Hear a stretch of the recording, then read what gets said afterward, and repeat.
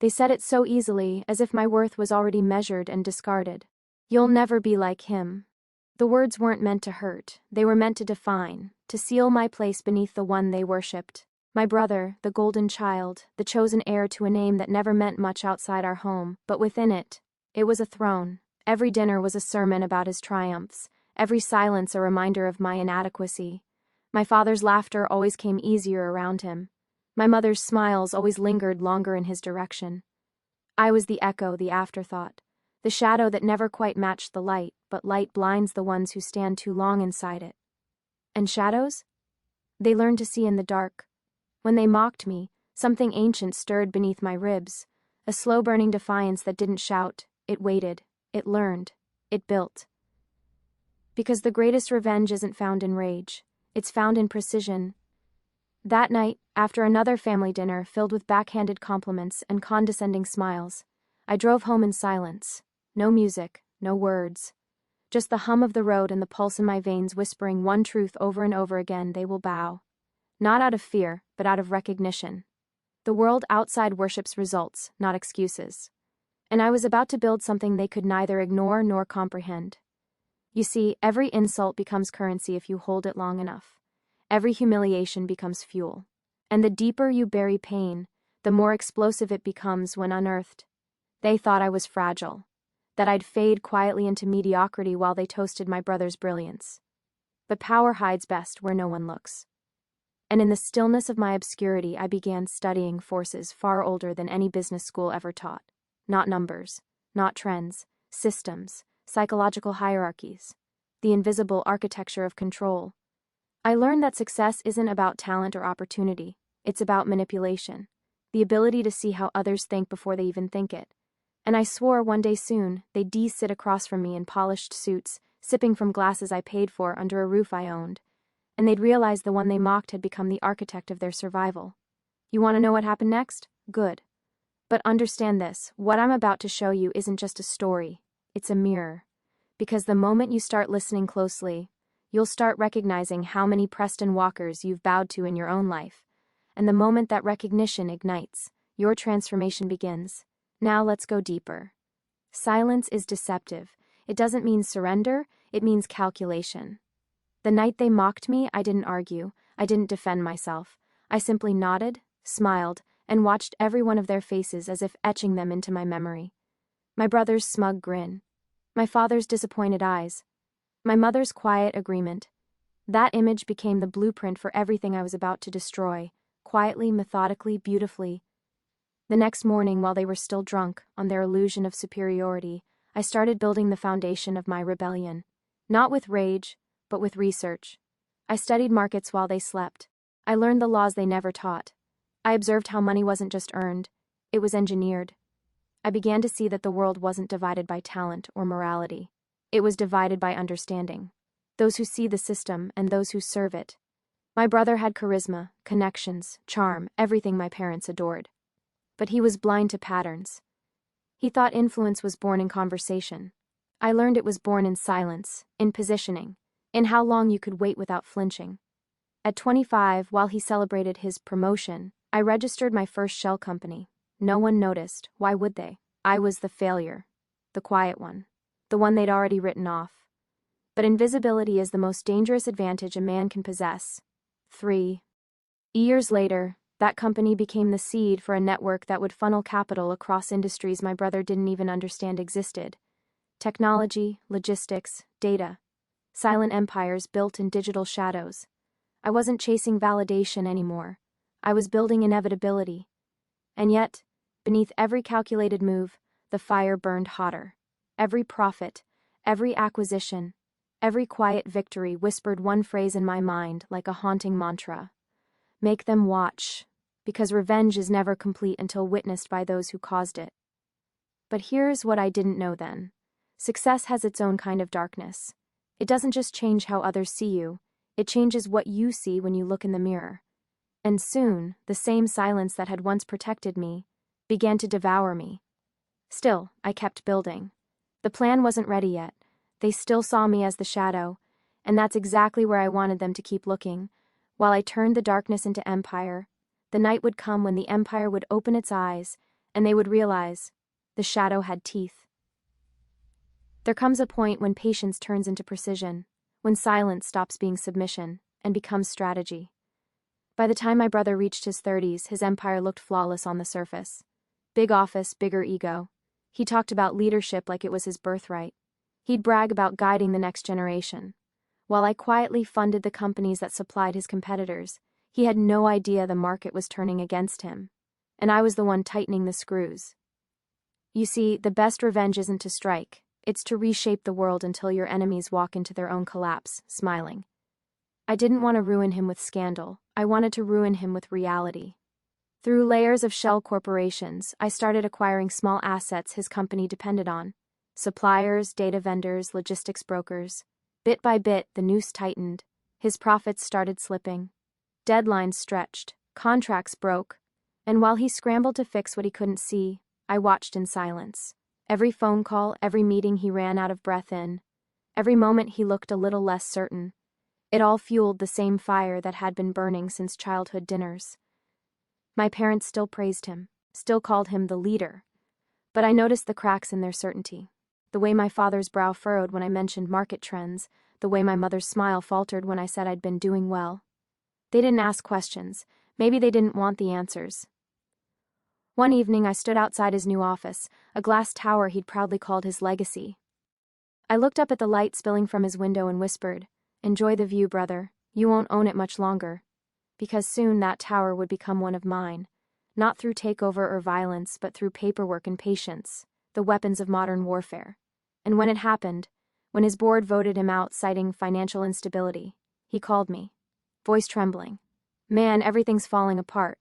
You wouldn't happen to know anyone looking to invest, would you?" That was the moment the hunt ended. I smiled, leaned back, and said softly, "Actually, I might."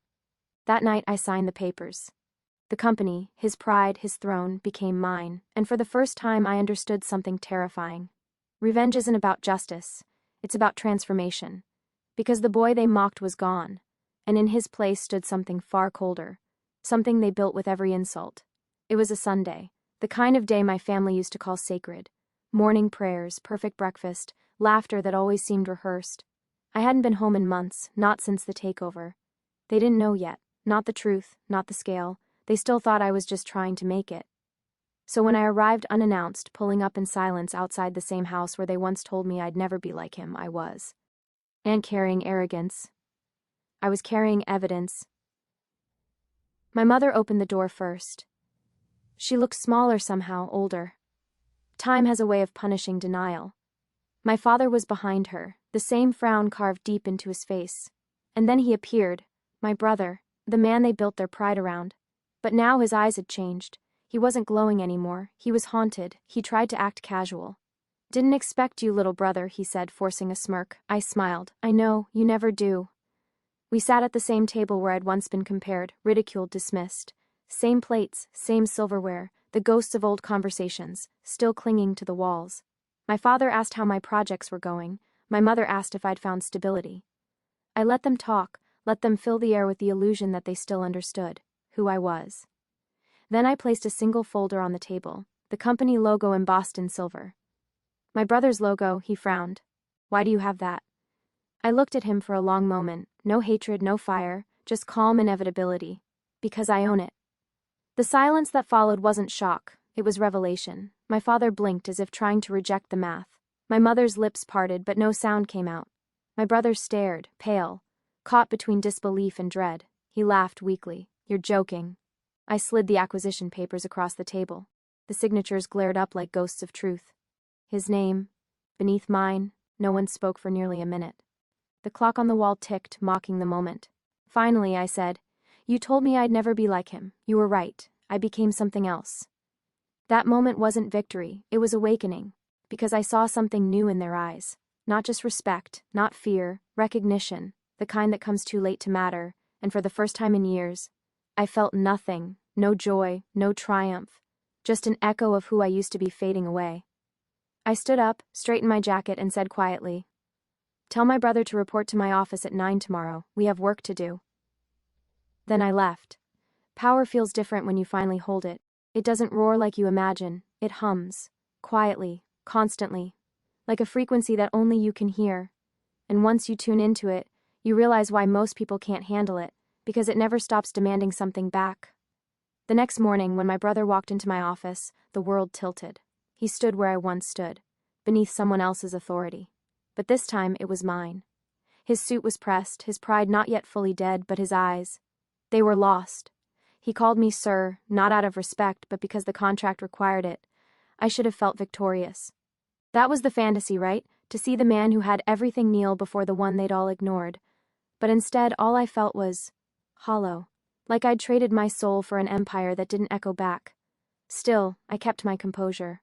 I walked him through his new role: advisor, limited oversight, no executive power. He nodded through it all, pretending to understand, pretending to still matter. The very act of pretending was his last defense. After the meeting, I sat alone in my office, overlooking the city I'd quietly conquered. The skyline glittered, cold and indifferent. The kind of beauty that comes with isolation. Because that's what they don't tell you about revenge. When you finally sit on the throne, there's no one left to celebrate with. You've buried everyone on the way up. My parents called that night. My father's tone was polite now, cautious. My mother's voice trembled, soft, uncertain. "We're proud of you," she said. I almost laughed, not out of cruelty, but out of disbelief. They weren't proud of me. They were proud of what I could give them now. That's the hidden curse of success born from pain. It never brings you back to love. It brings others back to your value. And yet, somewhere deep beneath the armor, a small voice whispered, "You've become exactly what they built you to be." The obedient son. The relentless student. The one desperate to prove his worth. Only now the obedience was to no one but the machine I'd built. The system I couldn't stop feeding. Power had consumed the boy, and the man left behind was starting to wonder whether he'd won, or merely evolved into something his family had always feared, a reflection of their own hunger, without mercy, without need for approval, without end, because every empire built from pain eventually demands its tribute, and mine was about to collect in bloodless ways they could never imagine. They say the view from the top is beautiful, but they never mention how cold it gets up there. The air is thin, the silence heavy. You start hearing things in it, the echoes of laughter that once mocked you, the faint whispers of who you used to be before you became untouchable. Months passed. The company thrived under my leadership. Investors doubled down. The board called me a visionary. The same people who ignored my emails years ago now waited outside my office for a 5-minute meeting. Power had rewired the world around me, but it also began to rot something inside. Every morning I'd walk into that glass fortress, shake hands, issue commands, sign deals worth more than my childhood home, and feel absolutely nothing. No thrill, no pride. Just the same numb calm I'd felt the day my family realized who I'd become. It wasn't satisfaction, it was exhaustion wearing a crown. My brother, now technically my employee, kept his distance. He showed up on time, did what was asked, avoided my eyes. Every time he said, "Yes, sir," a part of me wanted to tell him to stop. But the part that had built this empire, the darker part, liked it. It whispered, "This is balance. This is justice." Yet the truth was, I'd created a system that enslaved us both. He was trapped by humiliation. I was trapped by hunger. At home, the walls were silent too. No warmth, no laughter, just imported furniture and security systems that reminded me of how little I trusted the world I'd conquered. My phone buzzed with messages from people who now called me genius, legend, self-made, but all I wanted was one honest word from someone who remembered my name before it meant anything. You see, revenge builds castles, but it doesn't build peace. One night, I sat in that massive office overlooking the skyline, the city lights stretching endlessly, and realized something that made my chest tighten. I hadn't beaten my brother. I'd become him, just sharper, colder, more disciplined in cruelty, and my parents' voices, the ones that once filled me with fire, had become echoes I no longer needed. That's when the realization sank in. You don't conquer pain by destroying what caused it. You conquer it by refusing to let it rewrite you. But I was too far gone. The fire had already rewritten every line of who I was. And the crown I wore, that glittering symbol of victory, wasn't tea gold, it was ash. Comment below the phrase, "Ash wears a crown." Twice, if you've ever risen so high you started losing parts of yourself on the way. Because only those who've stood in the ruins of their own victory understand what comes next. There's a certain hour of the night, somewhere between 3 and 4 a.m., when the world falls completely silent. The city stops pretending, and the mask of noise slips off. That's when truth whispers the loudest. That's when I started hearing it. I was sitting in my corner office, surrounded by glass walls and the quiet hum of machines that made me millions. And yet, it felt like a mausoleum, a monument not to victory, but to everything I had buried along the way. Across the room hung a massive mirror, an expensive piece of art, modern and fractured, meant to represent ambition. I'd chosen it myself years ago, but that night when I looked at it, something inside me shifted. Because I didn't see a reflection. I saw a distortion. The man staring back wasn't me. He looked like me, but his eyes were colder. Empty. His jaw clenched too tightly. His posture spoke of control, not peace. It was like staring at a ghost who'd stolen my body. For a long time I just watched him. The silence pressed in until I finally whispered, "What did you become?" And though he didn't move, didn't speak, I swear I heard the answer in my own mind. Exactly what they wanted you to be. That broke something in me. Because I realized the truth. They hadn't just underestimated me, they had sculpted me. Every insult, every rejection, every comparison was a chisel. And I had let them carve the shape of my ambition until I became a perfect replica of the very cruelty that raised me. That night, I couldn't stay still.